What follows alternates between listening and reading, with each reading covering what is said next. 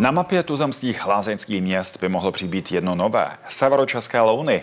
Tamní pramen Luna dostal od ministerstva zdravotnictví povolení k používání pro léčebné účely, a to díky svému unikátnímu složení bohatému na rozpuštěné soli.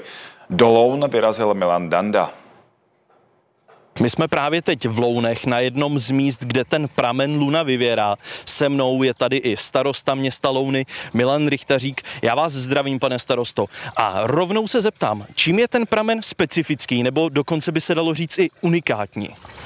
Dobrý den. A ten pramen je unikátní především svým složením. Jsou pouze 3 prameny ve světě, které mají podobné složení.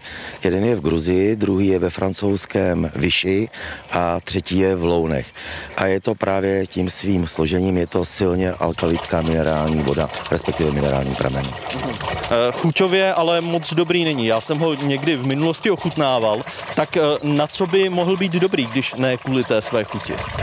Tak dobrý k přímému použití jako napití úplně opravdu není, ale ten pramen by se měl využívat a máme to nyní i ministerstvem zdravotnictví povoleno především k zevnímu použití. To znamená, pokud máte nějaké kožní choroby, zacelení rán, k zevnímu použití komplexně, tak je ten pramen vynikající. Jak složitý byl ten proces získat to oprávnění k užívání pro lékařské účely?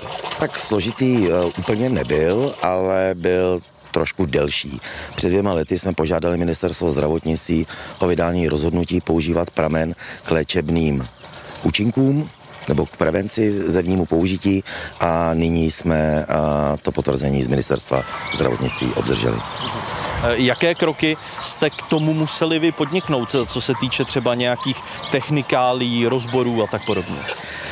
Město Louny požádalo doktora Vilitu, což je jeden z předních českých hydrogeologů, právě o přípravu podkladových materiálů pro to ministerstvo zdravotnictví a jsou to především jako odborné záležitosti. Ten pramen tady ve městě vyvěrá, tuším na 3 místech, tak jestli byste je mohl specifikovat a jaké by třeba mohlo být potom jednotlivé využití těch míst.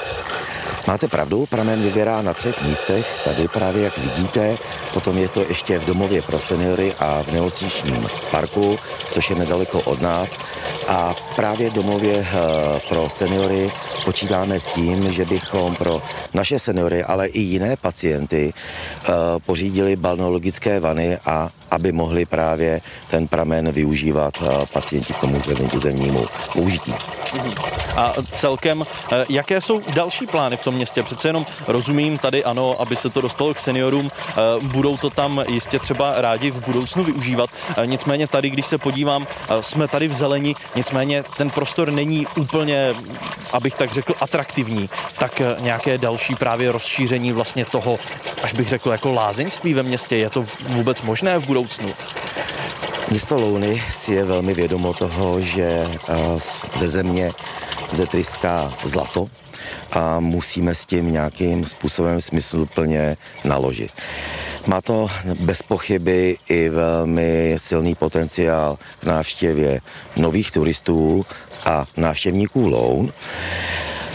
Celý prostor, který vlastně vidíte za námi, bude upraven právě do toho, aby to místo bylo krásné na odpočinek, komfortní. Budeme určitě dělat i nový prameník, doplníme to mobiliářem, to znamená krásné nové lavičky, odpadkové koše. A k té vaší otázce, jestli máme tu ambici být lázeňským městem, no, přistupujeme k tomu trošičku opatrně, já bych tohleto velmi samozřejmě uvítal. Máme ale pouze jenom jeden ten pramen, ale je tady otázka, že pokud by třeba přišel investor s nějakým zajímavým projektem dalšího využití, tak rozhodně se tomu bránit nebudeme. Ono by se to nabízelo i vzhledem k tomu, že jsou Louny historickým městem, přece jenom s pěkným náměstím, hradbami a podobně, tak by tady nějaká takováhle možnost asi byla. Přesně tak, přesně tak.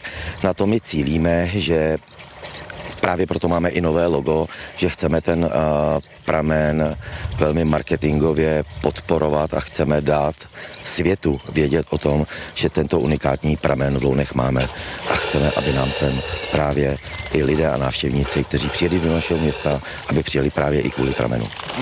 A máte už i nějaké časové horizonty, třeba těch jednotlivých akcí, co se týče zvelebení tady toho parčíku okolního a podobně? Ano, máme.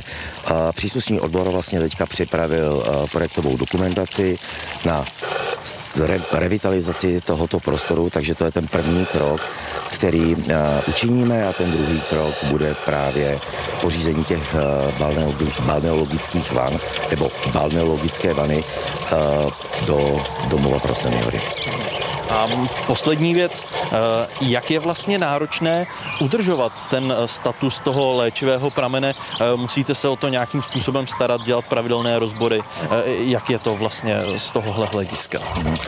A k tomu právě slouží pan doktor Vilita, který má s městem smlouvu a který nám tyto činnosti zajišťuje. A jaké to jsou činnosti, jestli se můžu zeptat? Tak jsou to pravidelné rozbory, samozřejmě pravidelné návštěvy a všechny ty kontrolní měření, které musí probíhat. Já vám moc krát děkuji za rozhovor a přeji, ať se daří všechno dobré s tím pramenem. Díky. To byl starosta města Louny Milan Rychtařík.